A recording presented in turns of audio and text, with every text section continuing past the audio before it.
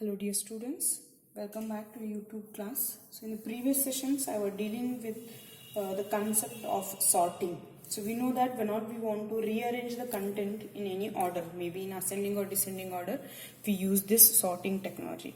So there are different sorting technology we can study, like your bubble sort, shell sort, selection sort, quick sort, heap sort, or the insertion sort and all. When all we study in the higher education, that time we'll get to know how and what technology we can use for these all the sorting technology. In this chapter, that is to your second PU board syllabus, only one sorting technology has been added, that is your insertion sort. So in the previous sessions we had seen how this insertion sort works. Manually I had explained it and I had taken one example, and that also I had told you how it can be works. And we had seen the algorithms. The program will study directly in the lab, that is using your objects and the classes. So today we are going to study relating to your two-dimensional array, so that we can close all the array concepts. Fine. So before moving to your two-dimensional arrays, just in one while I'll do a little revision on your algorithm of your insertion sort, because without studying your algorithm of the insertion sort I cannot go again further. I need to do a little bit revision on that. Done. So already we have studied this insertion sort, even though I'll just do a little bit revision. So you have to remember that in this algorithm, what all the points we have to remember, that is what all the content variables we are using. The first variable we are using is A, that is an array, and next we are using in this element are two counters, one is I, another one is J. As I told you that I is used as outer loop to just increase the subscript, and J is used as inner loop because every time we have to compare it. The key element has to be compared with the next element, so that is it less or greater, we have to check it, and we have to change the positions. Done. For that reason we use this J position. And we use one more variable called as temp. If the value is less or greater, we have to change the position. No? So we directly cannot change it. So we have to use the swapping technology to change the position. For that reason we use this temp variable. Right? So what all the algorithms we have is, the very first step, that is in step 1 we write the first outer loop, that is for I equals to 0 till n minus 1. We start always from the first element, that is I equals to, sorry, not 0, it is from 1, because the first element we consider that it is present in its original place, and then the second element we consider as a key element, and that key element is compared with your first position element. For that reason, the first variable, that is I, we starts from 1 and will be there till n minus 1. Next, second step, we take your inner loop, that is J loop. So before that taking, what we do is we always initialize J is equals to I.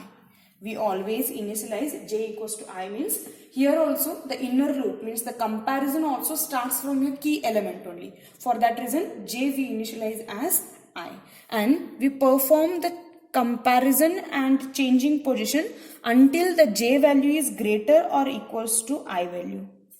Until your J value is greater or equals to I, you can say, or you can say 1. Better you can take 1, because it will not create the confusions. Then so we consider as 1. So until the J value is greater or equals to 1, we do the comparison and changing the position values. Once it comes to equals to 0, that is less than 1 means it is obviously equals to 0, then we have to stop comparison and we have to stop changing the position. We have to consider that we had reached the first position and all the array elements now are in the sorted format. For that we have to stop comparing. Then that is what we have to do. So after putting the condition in while, now we have to start comparing. That is, if A of J is less than A of J minus 1.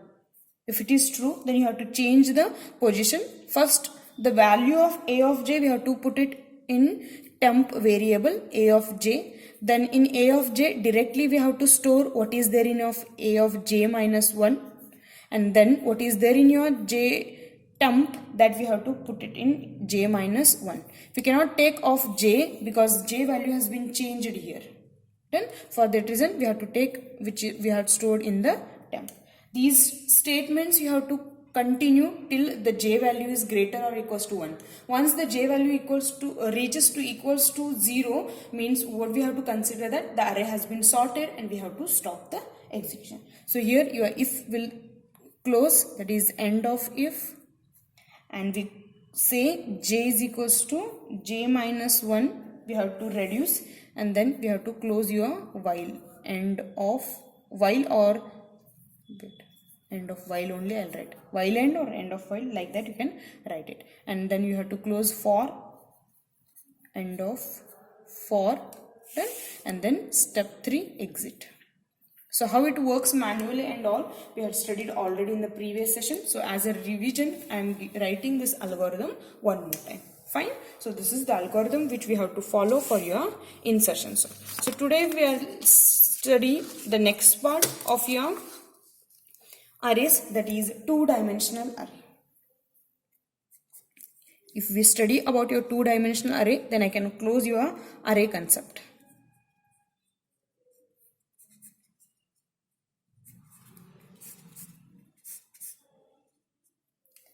So we know that two-dimensional array is nothing but a collection of elements, and each element is identified by a pair of indices called as subscripts. Means here in your single dimensional array, that is in one dimensional array, only one subscript was there, and here a pair of subscripts means two subscripts will be there. Clear to everyone? In your single dimensional array we use only one subscript because it is a single dimensional array, and here in two dimensional array, as we are representing two dimensionals, so we use a pair of subscript. Those are also called as indices. A pair means two subscript we use it, where one subscript represents row and another subscript represents column. Clear? So a two-dimensional array is a collection of elements, and each element is identified with a pair of indices, we call it as, and here a pair of indices means your subscript. So pair means two subscripts we are using. One is to represent your row and another one is to represent your column. Done? So here the elements are stored continuously in your memory location, that we call it as the elements are stored in contiguous memory locations. Means what all the elements we are trying to store in this two-dimensional array, the positions has been not changed. Means in one position one element is there, in another position one more element is there, like that we don't store. We store it in a continuous manner as we store in your single dimensional array. Done? So before seeing some other meanings, let me write the meaning of your two-dimensional array. As the marks distribution has been changed, you may get it for 1 marks. So we'll write it. So the meaning you can write, a two-dimensional array is a collection of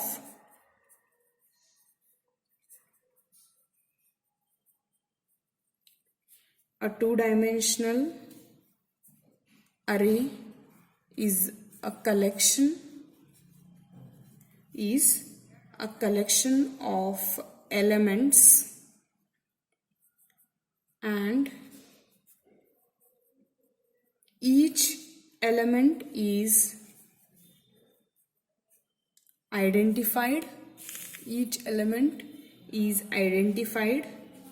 by a pair of subscripts.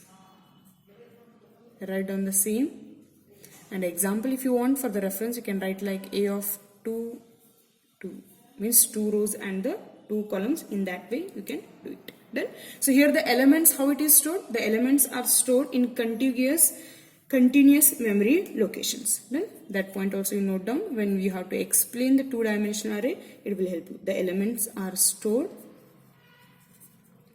in contiguous memory location, you can call it, or you can call it as continuous memory location. Which word you feel the easier one, that word you can write it. I'll write both the words. Which one you will feel easier one, you can go for that. It is contiguous, in bracket I'll write continuous memory location.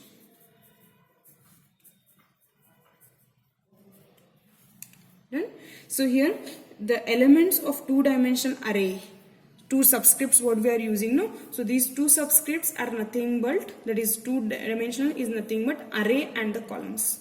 So here the elements are stored in array row wise and the column wise. The elements are stored in row wise and the column wise. The elements are stored in row and column. In row and column format. Done? So here, if a two-dimensional array has m rows and n columns, then we show the subscript as m into n. This is first always the row and this is second one is always the column. Then if it contains m rows and n columns, fine. So how it is stored? It is represented in the format of m into n. It is represented in the format of m into n. So when we want to represent through the arrays, through the loops, then how we represent is we use two counters here, I and j.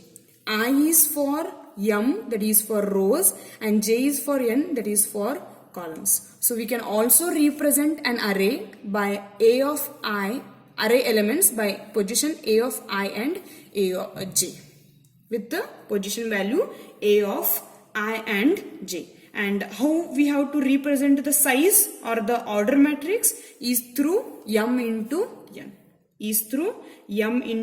n. One small example I'll take to tell you. Consider this is your array with the 3 rows and 3 columns. Then, so here the column 0, column 1, column 2. This is row 0, row 1, row 2. So the maybe your array name is Z. Okay, so here Z of 0, Z of 0, Z of 1 and 2. So the elements you can take it like 1, 2, 3, 4, 5, 6, 7, 8 and 9. Now if you want to know where 6 is present, so what we say, 6 is present in first row and second column. So how to represent this? Z of 1 and 2. So here I is your 1, that is row, and j is 2, that is the second column we have to denote. We have to denote like second column is j represents column, I represents row. So which row it is present? First row and in the second column. So 1 first row, 2 second column, that is I equals to 1, j is equals to 2. Now how to represent the order of this matrix is m into n. No? So how many rows are there? 3 rows. Into how many columns are there? 1, 2, 3. 3 columns. So 3 into 3, order of the matrix we can say. And how many elements are there? 3 into 3 is 9. So just count it. 1, 2, 3, 4, 5, 6, 7, 8 and 9. So totally 9 elements are present in that. Fine, clear? Totally 9 elements are present in this particular array element. Right? Like this we generally represent your two-dimensional array. So the next point we'll study is how we can represent this two-dimensional array in the memory. Next we'll study how we can represent two-dimensional array in the memory. So we'll see representation of two-dimensional array in memory. How to represent a two-dimensional array in the memory. Okay, so consider that there is an array A. Consider that there is an array A. Its order is m into n. Its order is m into n. So to store m into n elements, we need m into n memory locations. So as I told you that here 3 into 3, that is m into n, 3 into 3 order was there. So 3 into 3, 9 elements. So 9 elements has to be stored. So always if you want to know how many elements are stored, that is based on how many row and the columns you are using. Okay, so when you want to store your m into n elements into your two-dimensional array, then we should have m into n memory locations. That much the memory location should be there. That much of the memory locations should be there in that. And these all the memory locations are contiguous memory locations. Means there is no any break in the storage. continuously one after the other in sequence the elements are stored in your memory. Then so here as we had seen earlier only, the elements are stored in the contiguous memory. Then so how we can represent these? There are two methods we use. We use two methods to represent the elements into your memory. The first one we have is row major method,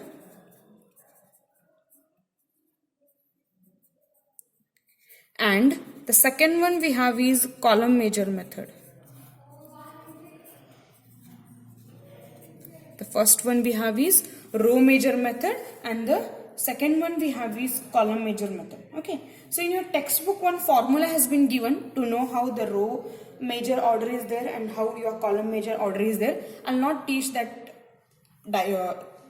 formula. When you come back to your offline classes, that time I'll tell you, because it will create the confusions. I'll just take a diagram and how it is represented, that I'll explain.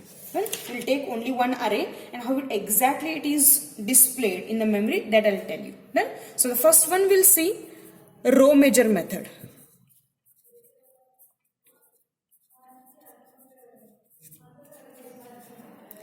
So in this row major method, all the first row elements are stored in sequence memory location, and then all the second row elements and so on. So what we do here when you are referring row major method means, first what all are there in the first row, those all the elements are stored, and then of the second row, and then of the third row, and then of the fourth row, like that. How many rows you have, those row wise the elements are stored in your memory. Okay, this is how we use the technique. Let me write the meaning first, then I'll show how diagrammatically it will be represented. So here all the first row elements are stored in sequential memory location, and then all the second row elements and so on. So on means again further how many rows are there, those you have to add it. Then so here this space is not enough, so I'll turn the page and I'll explain you. So consider an array A. I'll take the same array which we had taken previously to explain, 3 into 3. This is the 0th position, this is the first position, this is the second position. Again this is the 0th position, this is first position, this is second position. The elements I am storing is 1, 2, 3, 4, 5, 6, 7, 8, 9. Done? These all the elements are there. Now how the values are stored in your arrays? Done? So the values, these elements are stored in your memory. If you are referring row major, then how many elements are there? 3 into 3, total 9 are there. Okay, so 1, 2, 3, 4, 5, 6, 7, 8, and this one is 9. So memory locations in sequence I'll write 101, 102, 103, 104, 105, 106, 107, 108, and 109.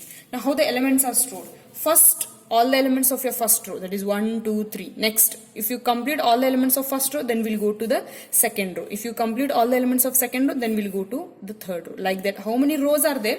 First we complete all the elements of those particular row, then we'll go to the next row. So now, first row, what all the elements are there in first row? 1, 2, and 3. So 1, 2, and 3. What is the position? First is A of 0, 0.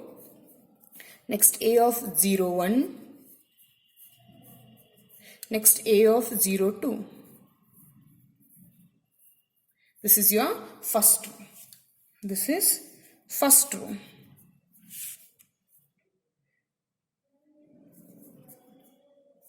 First row elements.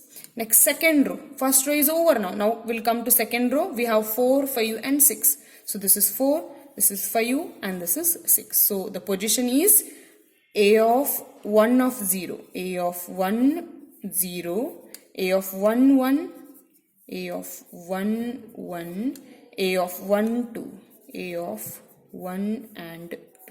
Then this is your second row elements. These are all second row elements. Next, coming to the third row, 7 8 and 9, 7 8 and 9. So this position is A of 2 0, A of 2 1 and A of 2 2. Done? So like this, in sequence, one after other, each element is stored, but it gives the preference first to the row wise. First row is all the elements, then second row all the elements, and then third row all the elements. Like this, your row major order will work. The next, similarly, we have is column major order. We have is column major order. So what we do here in column major order, as we give the preference here for the rows, like that, here the first, all the elements of first column will be stored, next the second, next the third, like that, one after the other, each column wise elements are stored. Then, so what we give here, the preference, the elements of first column are stored, and then elements of second column and so on. Means the third, fourth and all, like that it will be stored. Fine. So the same example I'll take here. 1 2 3 4 5 6 7 8 and 9. Array name is A. Position is 0 1 2 0 1 2. Now how these are stored in your memory? This is the first one, second, third, 4 5 6 7 8 and 9. Now I'll write the memory location, same, 0 101 102 103 104 105 106 107 108 109, because 3 into 3 it gives you 9 elements. Now as in your row major, first we are taking all the elements of row, first row, then we were moving to the second row and so on. Here it is not like that. Here it is like column wise you have to go. First all the elements of first column, then the second column, and then the third column. Like that you have to go. Then, so what we have to do? First all the elements of first column, that is 1, 4 and 7. 1, 4 and 7. Now the position is A of 0, 0, A of 1, 0, 7 is A of 2, 0. Done. Next. First column is over. Next second column. What all the elements are there? 2, 5, 8. 2, 5, 8. Position is A of 0, 1.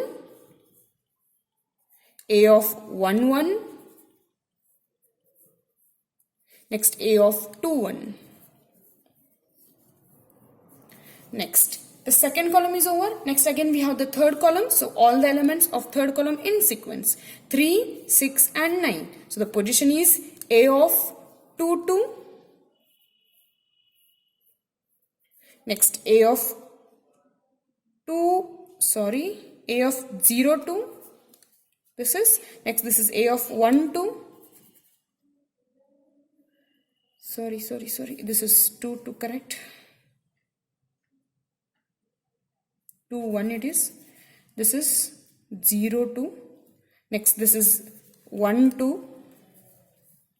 This is 2, 2. A of 2, 2.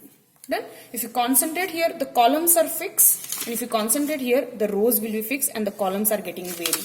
And here the columns are fixed and the rows are getting vary. Then like this we represent the elements in sequence in your memory using two methods. One is row wise and another one is column wise. Just you have to remember is row wise means we first represent all the row elements, then the second, third, fourth, like that we go. And column wise means first we represent all the first column elements and then the second and then the fourth, like that we represent. Fine. The last part left out in this topic is the advantages and disadvantages of your array. That point we'll cover and we can close this session. So the first thing you have to remember is advantages of your arrays.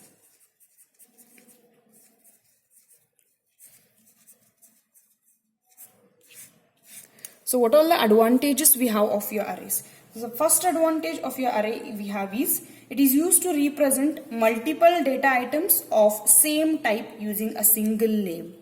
What we are doing, multiple elements we are storing and of same type elements we are giving a common name. That is the main advantage we have of your array elements. That is multiple elements of same type with same name. That is the first main advantage we have of your arrays. The second one we have is it can be used to implement other data structures like your linked list, stack, queue, tree, graphs and all. So when all you want to study the other data structures, this will be the base. Your arrays will be the base for studying the other data structures. Then it is used to implement other data structures like stack, queue, linked list, graph, etc. Then the third advantage we have is two-dimensional array are used to represent your matrices. You have studied in your maths, no? Matrices. So when all you want to represent your matrices in your computer format, that time we use two-dimensional arrays. Then so two-dimensional arrays used for matrices. To represent your matrices, we use this two-dimensional array. Next, the last advantage we have is many databases including your one-dimensional array whose elements are records. Means there is a software called as your database. There when all you want to store your elements, there we use these one-dimensional arrays. Those all the records are stored. All the elements are stored in your one-dimensional arrays. Then so in database we use one-dimensional arrays to store the elements, those records. Then so these all are the advantages we have of your arrays. With this advantages we have some disadvantages also. We have some disadvantages also. The disadvantages, the first disadvantage we have is we must know in advance the how many elements are to be stored in array. If you don't know how many elements you want to store in your array, then that is the main big disadvantage of using your arrays. Then so the disadvantage is we must know how many elements to be stored in advance. That is the first disadvantage. Second disadvantage is array is static structure. It means that array is of fixed size. If you want to allocate the memory, that is increasing and decreasing the memory allocation, that is not possible in your arrays. Once if you fix the size at the starting, how many elements we ask, no? So that once if you are given that size is over, that much of the elements only we can able to enter. If you want to increase or decrease, that is not possible. That is not possible. Done? So memory change, that is increasing and decreasing, is not possible. So that is the another disadvantage of using your arrays. Then the next, the third disadvantage we have is array is of fixed size. So when we allocate the memory, the same we say that the memory, if you are allocating the memory as 100, consider, and you are using only 10, so the 90 other memory spaces are wastage. We cannot again take them back. Then so the memory space what we are using is size is fixed. So that is again another disadvantage of your arrays. And the last disadvantage of your arrays we have is the elements of arrays are stored in consecutive memory location. So the insertion, deletion are very difficult and time consuming. As we said, seen that the elements what all we are storing in these arrays are in continuous sequence. But when all you want to store, add some extra elements or the delete elements if you want to do, then that becomes the very difficult in your arrays. Done? So insertion and deletion of elements is difficult. Then, so these all are the advantages and disadvantages we have of your arrays. Study it for your theory purpose. So in your arrays, what all we had covered, just remember the meaning of one-dimensional array, the meaning of two-dimensional array, the operations performed on your one-dimensional array, different algorithms we have written. For traversing we have written, for insertion we have written, for deletion we have written, searching two algorithms we had written, that is binary search and linear search, and for sorting, insertion sort we had written. After that we had studied relating to your two-dimensional arrays, features, meaning we had seen, and how the two-dimensional arrays elements are represented in your memory, that is your two methods, row measure and the column measure method we had seen, and lastly we had seen the advantages and disadvantages. So here it is the end of your arrays concept. In data structure, arrays we had covered. From next class onwards, we study relating to your stack. Then, so if you have any doubts relating to your arrays, let me know. I'll clarify all your doubts and we'll begin with your stack. Thank you.